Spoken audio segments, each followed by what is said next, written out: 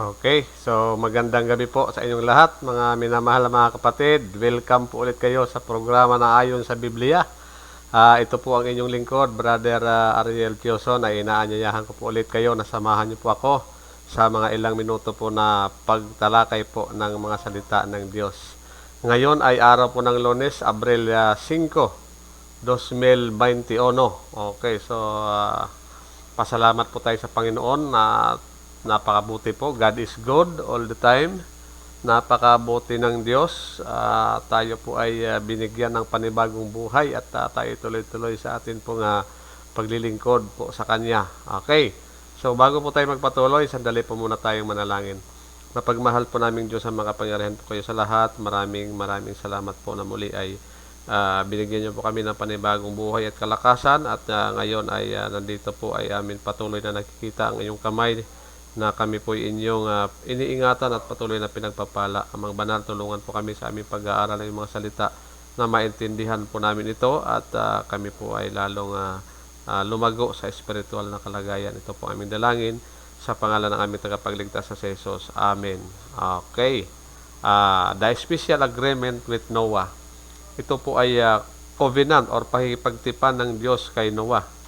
Ang sabi po sa Genesis chapter 6 verse 18 sa Easy Reader's Version, I will make a special agreement with you, your wife, your sons, and their wives will all go into the boat. Lahat kayo, buong iyong pamilya ay sasakay kayo sa arka. Sabi po ng ating Panginoong Diyos.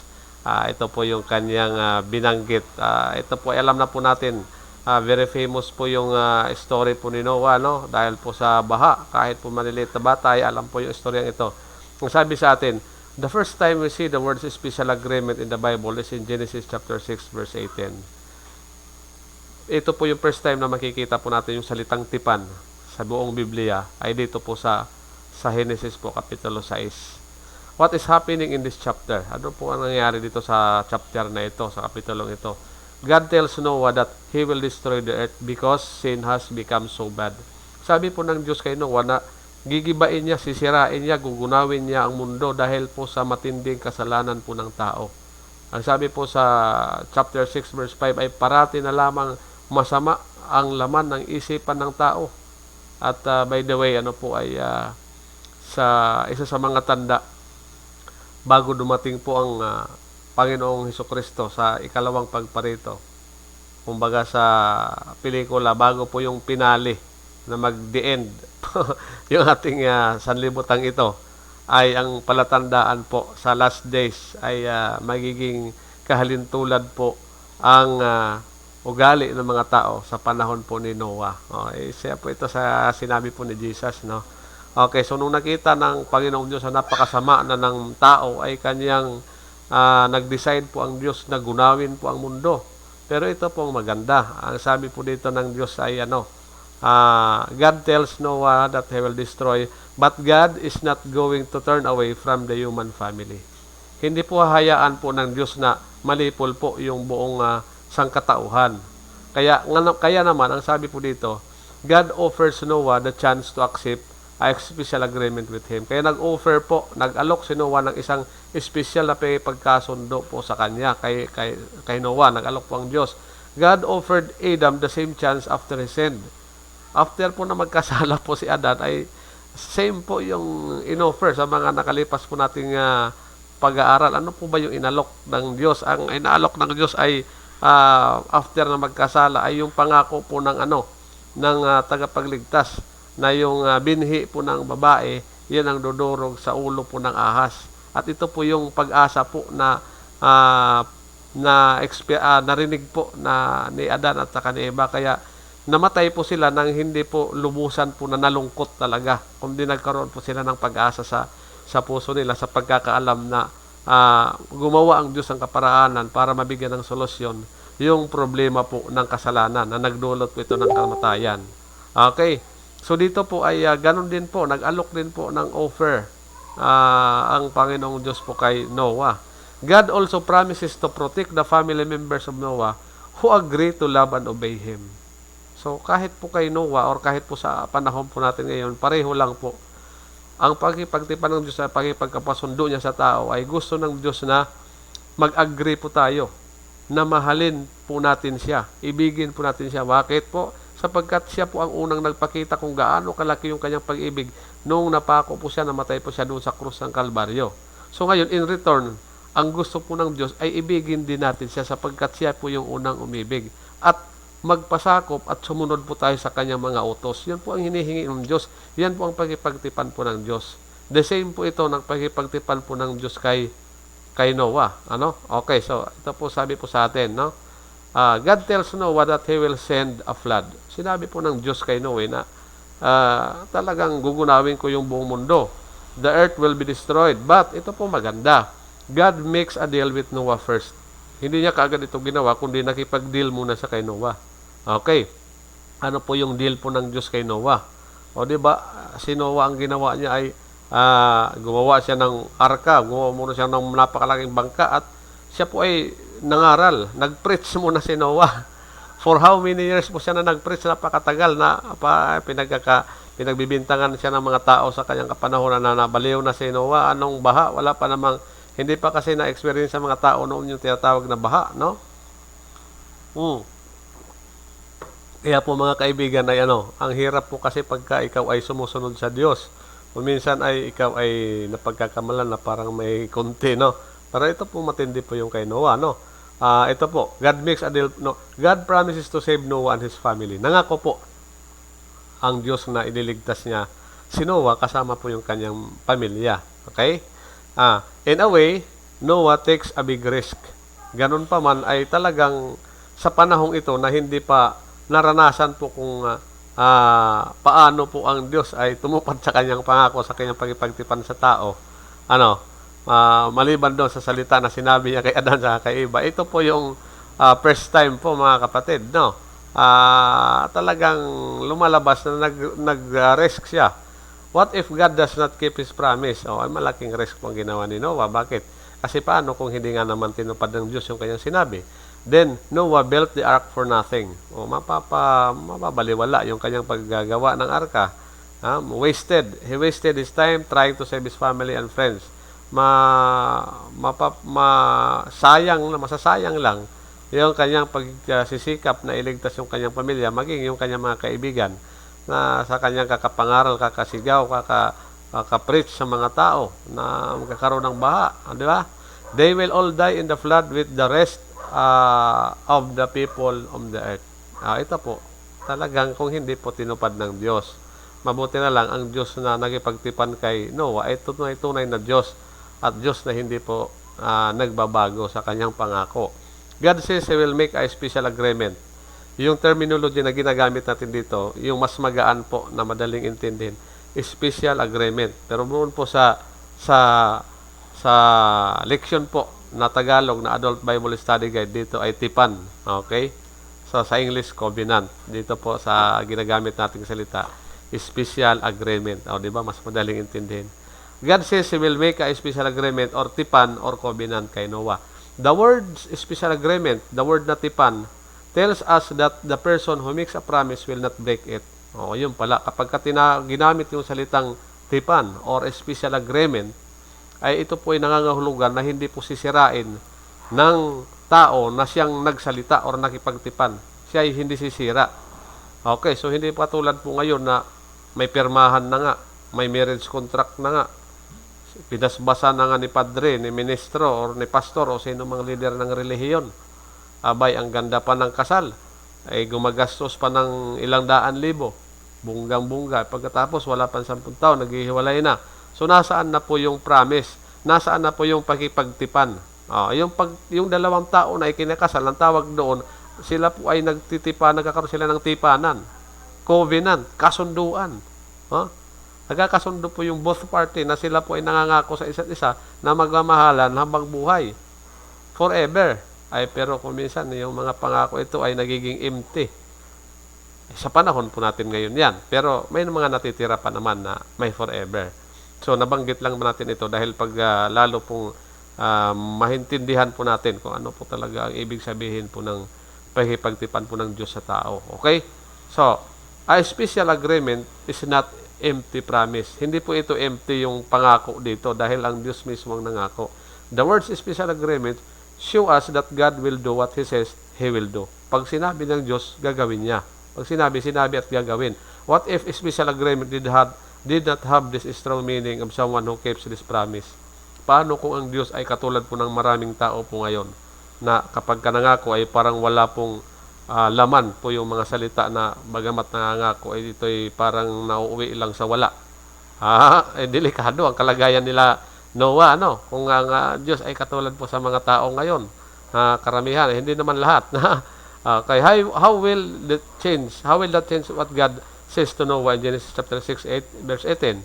It will change His words a lot, right? Ang sabi sa atin, what if God says to Noah, what if God, sabi sa atin, paano kung sinabi ng Diyos kay Noah, look, sabihin niya, I am going to destroy the whole earth with water. Maybe I will save you or maybe I will not. Tingnan mo, gugunawin ko ang buong mundo pero hindi ko sure kung ililigtas ba kita o hindi. Hindi ako tiyak. Ano kaya yung pakiramdam ni Noah? In the meantime, halimbawa sabihin ng Diyos samantala ay gawin mo lang yung tama. Mang-preach ka, mangaral ka, sabihin mo sa mga tao, magsisisi sila kanilang kasalanan, kilalanin nila ang Diyos. Kinakailangan maniwala sila sa iyo na ako ay Diyos na makapangyarihan sa lahat, magsisi sila at sila po ay sumakay sa arka kapag dumating na yung baha. Mag-preach ka lang, mangaral ka lang. At tapos titingnan na lang natin kung talagang mangyayari ba kay maliligtas, parang walang kasiguruhan. Ano kaya kung gano'n But I am not making you any promises. Halimbawa lang naman. Do you think these words will make Noah feel safe? Not at all, ang sabi. They do not show us the feeling of safety and trust that we are meant to feel when we read these words. Ito po yung gustong i-drive po dito sa ating leksyon po. Dahil po sa ang terminology na ginamit dito na special agreement, hindi katulad ng ordinaryong tao lang na nagsalita, okay, hindi ko sure, basta ito lang ang mangyayari. Kapag ginawa mo ito, ay pwedeng mangyari, pwedeng hindi. Parang gano'n, walang kasiguruhan. Buti lang, hindi po gano'n ang style ng pagtipan ng Diyos kay Noah. At ito po ay special yung kanyang pagkikipag-agreement. That is why these two words are so powerful. Special agreement. Very powerful po yung word na ito kasi ito po yung terminology po na ginamit po ng Diyos sa kanyang pagkikipag-usap kay Noah. They show us that we can trust God to keep His promises. Ito po yung nagpapakita na mapapanghawakan po natin ang pangako ng Diyos. Okay, sapagkat yung pagkakasalita ng Diyos ay hindi po katulad ng pagsasalita ng ibang tao na parang walang sustansya yung sinasabi. Okay, God gave these two things that cannot be changed. Hebrews chapter 6 verse 18. Ano daw po yun? Yung ibinigay ng Diyos na hindi po mababago. And cannot lie. Hindi po makapagsinungaling ang Diyos. We who have turned to Him, tayo po na nagpasakop sa Kanya, can have great comfort. Magkakaroon po tayo ng kapanatagan sa atin pong puso. Knowing, sa pagkakaalam, that He will do what He has promised. Sa pagkakaalam po natin, nagagawin po ng Diyos kung ano po ang Kanyang ipinangako. So ito po ang magdudulot po sa atin. Tayong mga Kristiyano na kahit gaano po kalaki yung kasalanan natin, kung tayo po ay tumalikod sa ating kasalanan, tinanggap natin si Kristo Jesus na namatay sa krus ng Kalbaryo para sa ating mga kasalanan. Kinilala natin siya bilang ating Diyos at tagapagligtas sa ating puso. At tayo po ay tumalikod sa ating mga kasalanan at sumunod at nagpasakop po tayo sa ating Panginoong Diyos. Nagsisi po tayo sa ating mga kasalanan at tayo tumalima ngayon. Sumunod tayo sa kanyang mga utos at minahal din natin, inibig din natin si Kristo Jesus. Kapag ito po ang ginawa po natin, sabi nga, wala naman pong kasalanan na walang kahit gaano kalaki yung iyong kasalanan kung ikaw ay lalapit sa ating Panginoon si Kristo. Kahit gaano kapula, papuputiin niya. Diba? Kahit gaano karumi, kasindumi ng basahan o putik ang iyong kasalanan, ay kaya kang paputiin ng Diyos. Katulad po ng balahibo ng tupa. Okay, so ganoon po katindi ang Diyos. Ibig sabihin, wala pong kasalanan na hindi kayang patawarin ng Diyos. Basta ang importante po sa atin ay lumapit po tayo sa Kanya. Pag tayo po ay nagpasakop ng lubusan sa ating Panginoong Diyos, mga kaibigan, tinanggap natin si Kristo Jesus na namatay sa krus ng Kalbaryo at nabuhay na maguli. Ito po ang magbibigay po sa atin ng pag-asa. Magbibigay sa atin ng kapanatagan na bagamat nakaka-encounter po tayo ng sari-saring problema sa panahon po natin ngayon. Andyan yung pandemya, andyan yung crisis. Diba? Pero, kung ang Panginoong Diyos ang siyang ating Diyos, na ating kinikilala, mayroon po tayong kapanatagan sa ating puso. Knowing, ang sabi po dito, na alam po natin na tutuparin ng Diyos ang kanyang pangako. Okay? So, ano bang pangako ng Diyos? Para sa mga taong nagkasala.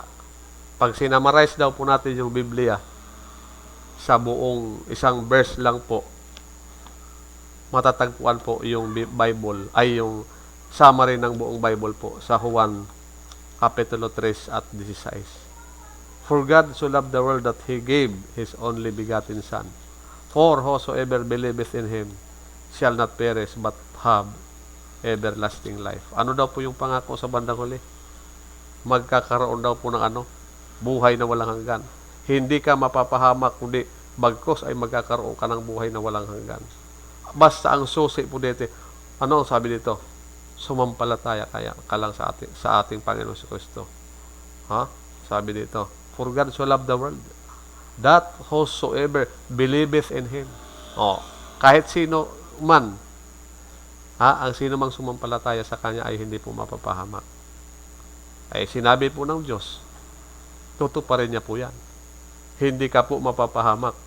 Kundi bagkos, bibigyan kanya ng buhay na walang hanggan. Masarap ba magkaroon ng buhay na walang hanggan? Masarap mabuhay na forever, di ba? Di wag na tayo magpatumpik-tumpik. Tanggapin na po natin ating Panginoon si Kristo. Siya po ang gawin nating Panginoon. Pag sinabing Panginoon, Lord, siya po ang nasusunod. Hindi na po tayo ang masusunod sa ating mga sariling kagustuhan, kundi siya po ang masusunod. Okay, isa sa mga favorite text ko po, gusto kong i-share. Ang Panginoong Diyos ang unang umibig sa atin. Ang gusto ng Diyos ay ibigin din po natin siya. Ganun lang po kasimple. Ang pagkipagtipan ng Diyos sa tao, inibig kita, ang gusto ko, ibigin mo rin ako. So, saan mababasa? Juan 14:15.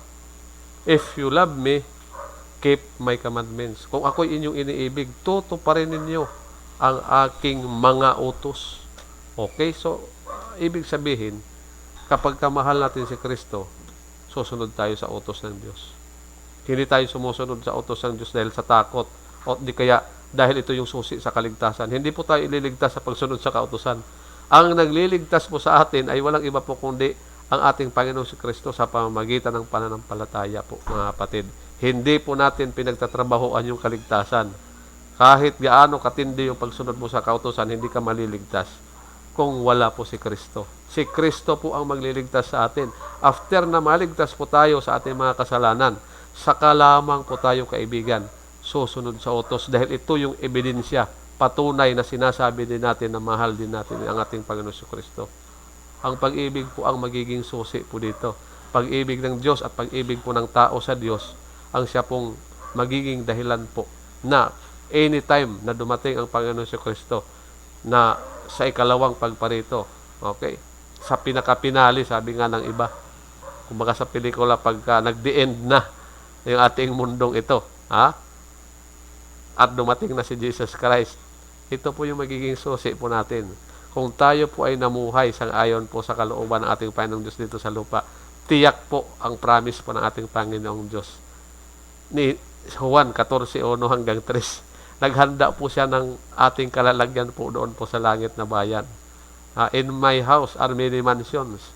Sa bahay po pala ng Panginoon ay maraming mansyon. Ang sabi niya, kapag ako'y naparoon na, ipaghahanda ko kayo ng inyong kalalagyan. Na kapag dumating ako sa ikalawang pagparito, ay dadalhin ko kayo doon sa aking inihandang tahanan. O, kita nyo na po. Basahin nyo po sa John 14. 1-3. Yan po yung isa sa mga pangako ng Diyos na pag na-prepare na po yung ating kalalagayan doon sa langit at dumating na po siya at dadalhin niya po tayo doon. Ay ang ganda ng pangako na yon. Mangyayari lang po iyon. Magiging qualified lang po tayo. Nadalhin po ni Jesus Christ po doon sa langit na bayan kapag tayo po ay lubusan na nagpasakop sa ating Panginoong Kristo.